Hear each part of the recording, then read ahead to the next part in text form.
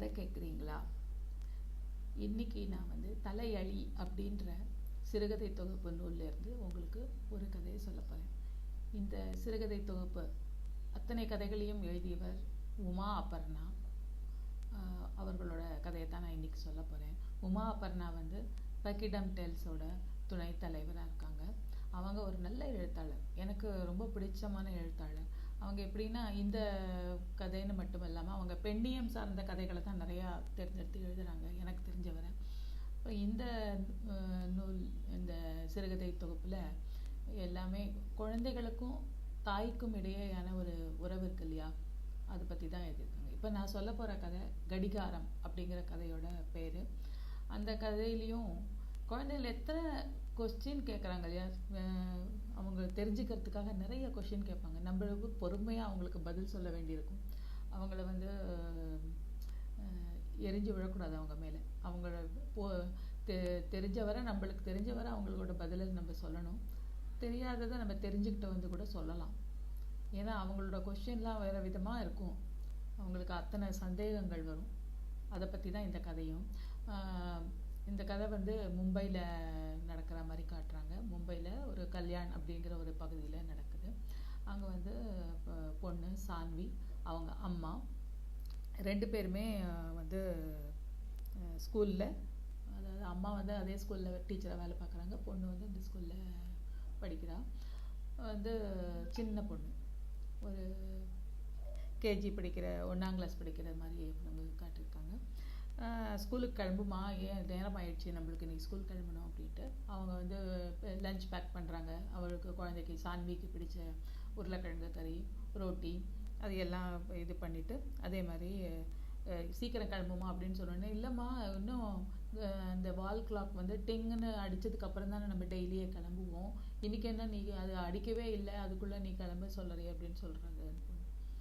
இல்லை, அது வந்து கொஞ்சம் ரிப்பேர் ஆகிடுச்சு, அதனால் சத்தம் வரல, ஈவினிங் நம்ம ஸ்கூல்லேருந்து வந்ததுக்கப்புறமா நம்ம வந்து போயிட்டு கடையில் போய் நம்ம வந்து ரிப்பேர் பண்ணிட்டு வரலாம் அப்படின்னு சொல்கிறாங்க அவங்க. சரி வா, ஷூ போடு, சீக்கிரமாக இது பண்ணு. என்ன அப்படி ப்ராப்ளம்னு சொல்கிறிய, ப்ராப்ளம்னா என்னம்மா அப்படின்னு கேட்டுட்ருக்கேன்.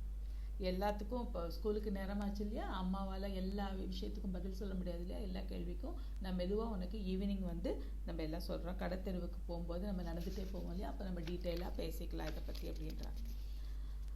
ஸோ அப்போ வந்து கீழே வந்து எப்போவும் ஒரு ஆட்டோ ஸ்டாண்டில், அவங்களோட வீட்டுக்கு கீழே இருக்கிற ஆட்டோ ஸ்டாண்ட்லேருந்து எப்போவும் ராமையா அப்படிங்கிறவரோட ஆட்டோவில் அவங்க போகிறது வேறு வழக்கம். அதே மாதிரி அவங்க அந்த கப் கேக் கடை, கேக் கடை, பேக்கரியை தாண்டி தான் அவங்க போவேன். அம்மா எனக்கு ஈவினிங் வந்து கப் கேக் வாங்கித்தாம்மா அப்படின்னு. இல்லை நான் சாயந்தரம் நம்ம வால் கிளாக் ரிப்பேர் பண்ண போவோம் இல்லையா, அப்போ நம்ம வந்து வாங்கலாம், இப்போ வேணாம், இப்போ நம்ம ஸ்கூலுக்கு போயிட்டுருக்கோம் அப்படின்னு. அப்போ நான் வந்து ஈவினிங் நான் வந்து ரெட் ட்ரெஸ் தான் போட்டுப்பேன்.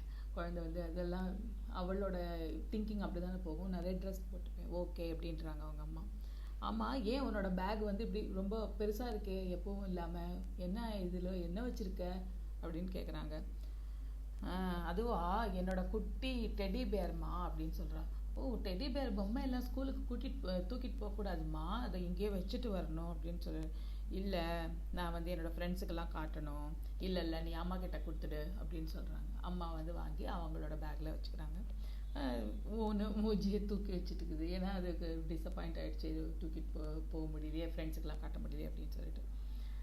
எப்போ பாரு அது வந்து அழகாக, நல்ல அழகாக இருக்கும் அந்த குழந்தை, சப்பியாக, சுருட்ட முடியோட இதுவாக அழகாக, கண்ணெல்லாம் ரொம்ப ஷார்ப்பாக அழகாக ஒரு சோட்டா பீம், அப்போ வந்து ஃபேமஸாக இருக்கும்ல, சோட்டா பீமோட பேக்கெல்லாம் தூக்கிட்டு அழகாக அதில் போகுது. லஞ்ச் பேக்கோட வந்து ஸ்கூல் பேக், லஞ்ச் பேக் மாட்டிட்டு அப்படியே ஸ்கூலில் அவங்களோட கிளாஸ்க்கு போகுது. அதே மாதிரி அந்த அம்மாவும் அவங்க கிளாஸ் டீச்சராக இருக்கிற கிளாஸ்க்கு போயிடுறாங்க. திரும்ப ஈவினிங் வந்து பெல் அடித்த உடனே அவங்க வெளியில் வராங்க. ரொம்ப அசதியாக இருக்குது, டயர்டாக இருக்குது. திரும்ப வந்துட்டு ஒரு குழிலாம் குளிச்சுட்டு பேல்பூரி மாதிரி சாப்பிட்டுட்டு அப்படியே பஜார் ரோட்டில் போய், ரொம்ப கூட்டமாக இருக்குது, பாவ் பாஜி கடையெல்லாம் தாண்டி போக வேண்டியிருக்கு. எல்லா மக்களும் உட்காந்து நல்ல சுவையாக அதை சுவைச்சு சாப்பிட்டுட்ருக்காங்க. பாவ் பாஜி எல்லாம் நல்ல அந்த வெண்ணெய் போட்ட பாவு அப்படின்ற ஒரு பன்னு மாதிரி இருக்கும் இல்லையா, அதில் வந்து துவச்சி நல்லா சாப்பிட்டுட்ருக்காங்க. எப்போ பாரு கேள்வி கேட்டுகிட்டே இருக்கா, தொணன்னு கேள்வி கேட்க ஆரம்பிச்சிட்டா. அதோ ஒரு ஆடு மட்டும் தனியாக அங்கே வந்து குப்பை கிட்டக்க இருக்கிற அந்த காயோட தோல்லாம் சாப்பிட்டுட்டு இருக்கே, அவங்க அம்மா திட்ட மாட்டாங்களா அப்படின்னு கேட்குது. ஏன்னா குப்பை கிட்ட நம்ம போகக்கூடாதுன்னு நம்ம சொல்லுவோம் பசங்களை. அப்போனா இல்லை அவங்க அம்மா திட்ட மாட்டாங்க அப்படின்னு சொல்கிறாங்க. அப்போது ஆட்டுக்குட்டிக்கு வந்து கப் கேக் பிடிக்குமா? எனக்கு கப் கேக் பிடிக்கும்ல, அது மாதிரி அதுக்கும் பிடிக்குமா? இல்லை இல்லை, அதுக்கு கப் கேக்லாம் பிடிக்காது, அதுக்கு கீரை இலை அந்த மாதிரி தான் பிடிக்கும் அப்படின்னு. அப்புறமேட்டு சொல்கிறேன், நீ இப்படி கேள்வி கேட்டுகிட்டே இருந்தா அம்மா பாவம் இல்லையா, நீ இப்படி எப்படி கேள்வி கேட்டுகிட்டே இருக்க, நான் வீட்டில் போய் உனக்கு சொல்கிறேன், இப்போ ரொம்ப டயர்டாக இருக்குடா அப்படின்றாங்க. சரி வா கப் கேக் வாங்கலாம் அப்படின்னு சொல்லிட்டு உடனே அந்த குழந்தையோட முகம் மறுபடியும் பிரைட் ஆயிடுச்சு. கப் கேக் வாங்கிட்டு வெளில வந்ததும் மறுபடியும் கேட்குறான், அந்த கிளாக் ஏமா ரிப்பேர் ஆச்சு அப்படின்னு கேட்குறான். அதோட பேட்ரி வந்து லைஃப் தீர்ந்து போச்சு, மறுபடியும் புது பேட்ரி போடணும், சார்ஜிங் பண்ணி போடணும் அப்படின்னு சொன்னாங்க. ஏம்மா அப்படின்னா உன்னோட ஃப்ரெண்டு இந்த ராஜின்னு ஒரு ஆண்டி இருந்தாங்களே, டீச்சராக இருந்தாங்களே, அவங்களோட லைஃப் முடிஞ்சு போச்சுன்னு சொன்னீங்களே, அவங்களுக்கும் பேட்ரி தீர்ந்து போயிடுச்சா அப்படின்னு கேட்குது அந்த பொண்ணு. இவளுக்கு ரொம்ப ஒரு மாதிரி தூக்கி வாரி போட்டுருச்சு இந்த மாதிரி கொஸ்டின் கேட்ட உடனே. ஓகே, அதுக்குள்ளே அந்த கடை வந்தோடனே, அந்த கிளாக் ரிப்பேர் கடை வந்தோடனே, ஐயோ தப்பிச்சோம் பழைச்சோம், அவளுக்கு பதில் சொல்ல வேண்டாம் அப்படின்னு சொல்லிட்டு வந்து திரும்ப இது பேட்டரியை மாற்றி சர்வீஸ் பண்ணி கிளாக் ஓட ஆரம்பிச்சிச்சு. அவங்க திருப்பி கொடுத்தாங்க. உடனே அவங்க வந்து அப்படியே வீட்டுக்கு போகணும் அப்படின்னு சொல்லிட்டு, ஐயோ கரண்ட் வேறு போயிடுச்சு, நடந்து தான் போயிட்டுருக்காங்க, ஓகே சீக்கிரம் போகணும் அப்படின்னு சொல்லிட்டு அந்த சான்வி பாப்பாவை கைப்பிடிச்சிட்டு வேகமாக வீட்டுக்கு வர ஆரம்பிக்கிறாங்க. அப்போன்னா அந்த ஆண்டி வந்து ஸ்டாராக போயிட்டாங்கன்னு சொன்னேன், மறுபடியும் கொஸ்டின் கேட்க ஆரம்பிக்குது. பேட்ரி தீர்ந்து போச்சுன்னு ஸ்டாராக போயிடுறாங்க, அப்போன்னா நம்ம கிளாக்கும் பேட்ரி தீர்ந்து போயிடுச்சுன்னா ஸ்டாராக போயிடுமா அப்படின்னு கேட்குறாங்க. இப்போ வந்து நம்ம கிளாக்குக்கு எப்படி பேட்ரி மாற்றினோமோ அதே மாதிரி நம்ம ராஜேஸ்வரி மேடமுக்கும் பேட்ரி மாற்றிருந்தோன்னா அவங்க இன்னும் கொஞ்சம் இருந்திருப்பாங்க. அவங்க அந்த அரவிந்த் இருக்கான், அரவிந்த்னா அவங்க அந்த ராஜேஸ்வரி மேடம் இறந்து போனாங்களே, அந்த ராஜேஸ்வரி மேடம்ன்ற பையன், அந்த அரவிந்துக்கும் அம்மா இருந்திருப்பாங்கல்ல இப்போ உயிரோட அப்படிங்கிற மாதிரி இந்த பொண்ணு கேட்டோடனே இவளுக்கு ரொம்ப திகைப்பாயிடுச்சு. என்ன மாதிரி கொஸ்டின் கேட்குறா இந்த பொண்ணு அப்படின்னு சொல்லிட்டு. என்னோட தினமும் பள்ளிக்கு வர்ற அந்த அந்த அம்மா நினச்சி பார்த்துக்குறாங்க. தினமும் பள்ளிக்கு வர்ற அருமை தோழி தான் ராஜேஸ்வரி.